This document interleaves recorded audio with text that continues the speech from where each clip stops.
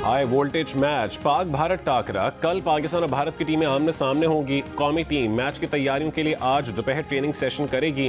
भारतीय टीम आज शाम ट्रेनिंग का आगाज करेगी।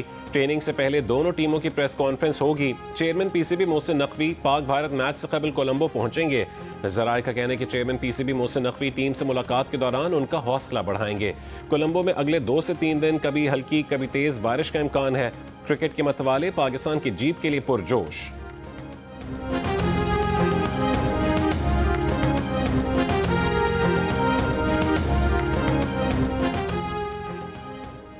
बानी पीटीआई अपनी दाएं आंख की एक संगीन बीमारी में मुब्तला है। इस बीमारी का इलाज जेल के अंदर मुमकिन नहीं। उनकी उम्र 73 साल है। जमानत पर रिहा किया जाए।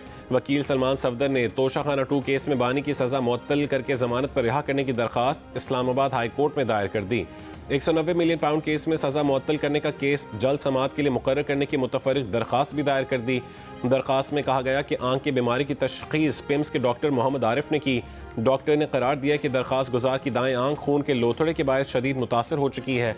बीमारी के नतीजे में दाएं आंख की बीनाई सिर्फ 15% रह गई है।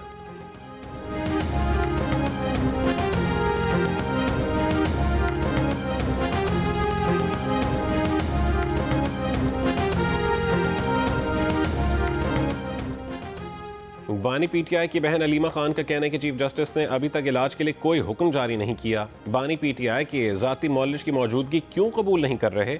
हम आपकी रिपोर्ट्स पर एतबार नहीं करेंगे। आंख का इलाज न करने पर जेल सुपरिटेंडेंट और डॉक्टर्स मुजरिम हैं। बानी पीटीआई ने बताया कि 3 महीने से धुंधला नजर आ रहा था। सलमान सफदर ने बताया मुलाकात के दौरान बानी पीटीआई की आंख से पानी निकल रहा था। केपी के तमाम MNAs महमूद खान अचकजई और अल्लामा राजा नासिर अब्बास के एहतजाज पर शुक्रगुजार हैं।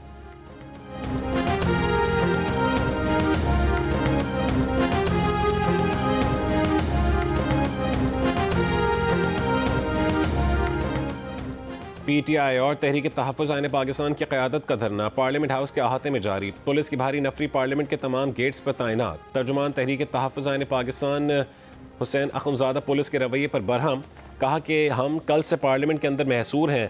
न पानी और न नाश्ता अंदर जाने दे रहे हैं। सेनेटर फलक नाज चित्राली की तबीयत खराब से ख़राब है।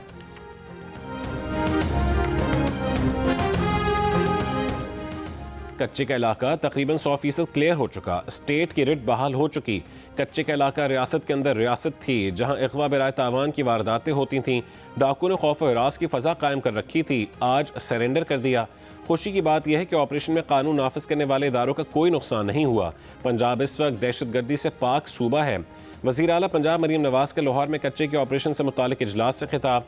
मरीम नवाज़ की CTD, CCD और स्पेशल ब्रांच को मुबारकबाद। रेंजर्स और पाक फ़ौज का भी शुक्रिया अदा किया। कहा कि पाक फ़ौज ने ऑपरेशन के दौरान पुलिस की मुआवनत की। जदीद तरीन सर्वेलेंस और ह्यूमन इंटेलिजेंस का इस्तेमाल किया गया। सिंध हुकूमत ने ऑपरेशन में भरपूर साथ दिया। रियासत की रेट को चैलेंज करने वालों के लिए कोई रियायत नहीं। कच्चे के डाकुओं के लिए अब कोई जाय पनाह नहीं है। बांग्लादेश नेशनलिस्ट पार्टी 2/3 अक्सरियत से इलेक्शन जीतकर हुकूमत बनाएगी। BNP के सरबराह तारिक रहमान 36 साल बाद बांग्लादेश के पहले मर्द वजीर आजम होंगे। बांग्लादेश के इलेक्शन कमीशन ने 297 नशिस्तों के नतायज जारी कर दिए। BNP इत्तेहाद के 212 नशिस्तें उन्होंने जीत ली। जमात इस्लामी की क़यादत में 11 जमाती इत्तेहाद सिर्फ 77 सीटों पर कामयाब रहा। सदर मुमलिकत आसिफ अली जरदारी और वज़ीर आज़म शहबाज शरीफ की इलेक्शन में कामयाबी पर तारिक रहमान और बांग्लादेशी अवाम को मुबारकबाद। वज़ीर आज़म शहबाज शरीफ का तारिक रहमान को फ़ोन, पाकिस्तान के दौरे की दावत। इलेक्शन जीतने वाली जमात BNP का साबिक वज़ीर आज़म शेख हसीना वाजिद के लिए भारत से बाज़ाब्ता राबते का फैसला।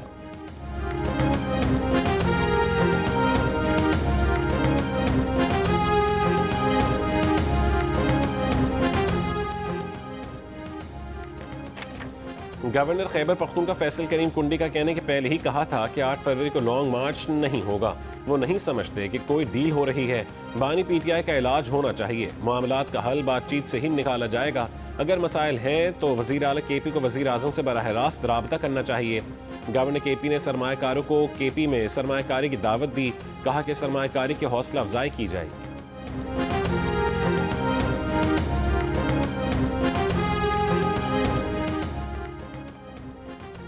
अमीर जमात इस्लामी हाफिज नईमुर रहमान की मौलाना फजलुर रहमान से मुलाकात, मुल्की और बैनुल अक़वामी सूरत हाल पर तबादला ख़याल। मुलाकात के बाद मीडिया से गुफ्तगू में हाफिज नईम ने बताया कि मौलाना फजलुर रहमान से गज़ा अमन बोर्ड पर बात हुई। इस मामले पर मुशावरत जारी रखने पर इत्तफाक हुआ। मौलाना फजलुर रहमान का ईद उल फितर के बाद मुल्क गिर अवामी तहरीक चलाने का ऐलान। कहा कि हुक्मरान कौम को अमन नहीं दे सके, वो सिर्फ खुद पर इन्हिसार कर रहे हैं। इस मामले पर पार्लियामेंट और सियासी और मजहबी जमातों से मुशावरत क्यों नहीं करते। हुकूमत अंदरूनी और बैरूनी तौर पर तन्हाई का शिकार हो चुकी है। मौलाना फजलुर रहमान ने कहा है कि गज़ा अमन बोर्ड फ़लस्तीनियों के साथ आलमी क़ुव्वतों का मजाक है। अफगानिस्तान को मशवरा दिया कि वो पाकिस्तान के साथ ताल्लुकात बेहतर करे।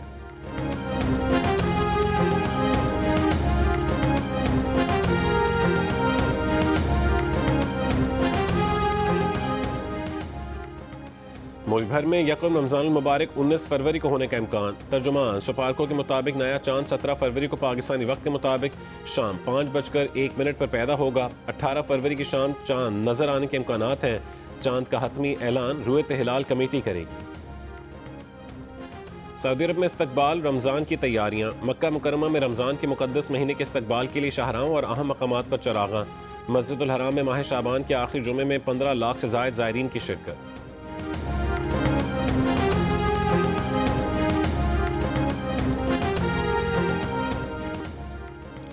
ईरान में मुजाहिरीन पर क्रैकडाउन के बाद अमेरिका ने स्टारलिंक के हज़ारों टर्मिनल्स ईरान में स्मगल किए थे।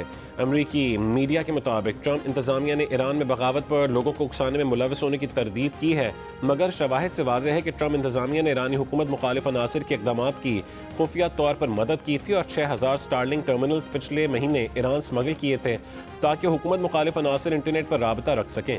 मीडिया रिपोर्ट्स के मुताबिक अमरीकी महकमा खारजा ने स्टारलिंक के 7000 टर्मिनल खरीदे थे और उसके लिए फंड्स VPN से स्टारलिंक को मुंतकिल किए गए थे, जिस पर महकमे में बहस भी हुई थी। बाज़ एहलकारों का ख्याल था कि स्टारलिंक से ज़्यादा वर्चुअल प्राइवेट नेटवर्क बेहतर होंगे। इलॉन मस्क की कंपनी स्टारलिंक के टर्मिनल ईरान में इस्तेमाल करना गैर कानूनी अमल है और उसके इस्तेमाल पर कई साल कैद की सज़ा हो सकती है।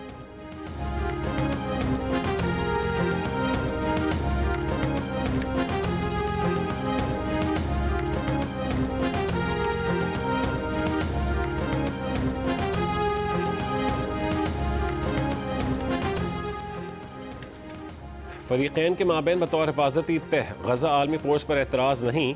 आलमी फ़ोर्स का किरदार फरीक़ैन को अलग रखना और जंग बंदी कायम रखना होना चाहिए। गज़ा बोर्ड ऑफ पीस के जुमेरात को होने वाले इजलास से पहले हमास ने अमन फ़ोर्स भेजने वाले ममालिक के लिए शराइत वाज़े कर दी।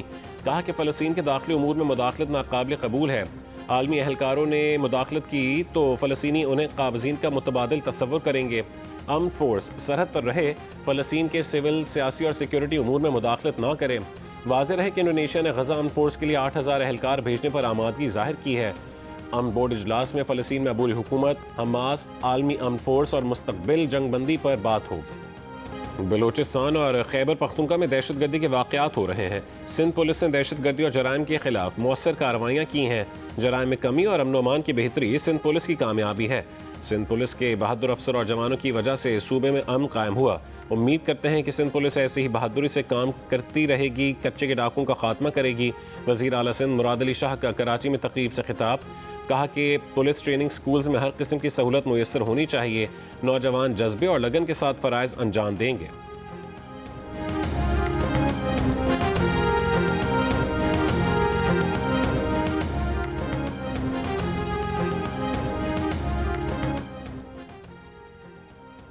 वफाकी वज़ीर दाखिला मोहसिन नकवी की शाम में हज़रत बीबी ज़ैनब सलामुल अलैहा के मज़ार के मुतवल्ली और वफ़द से इस्लामाबाद में मुलाकात। ज़ायरीन को सहूलतों की फराहमी के उमूर पर तबादला ख्याल। शामी वफ़द की जानिब से वज़ीर दाखिला मोहसिन नकवी को शाम के दौरे की दावत। और सानिहा गुल प्लाजा के मुहरकात की जाँच के लिए बनाए गए जुडिशल कमीशन के सरबराह जस्टिस आगा फैसल का जाए वक़ुआ का दौरा। DC south, SSP city Arif Aziz समेत दीगर ओहदेदारों की ब्रीफिंग। जस्टिस आगा फैसल ने गुल प्लाजा की इमारत के अंदर से मुआयना किया। जुडिशल कमीशन का मुतासरा इमारत के अक़बी हिस्से में मुनदम होने वाले मकाम का भी दौरा।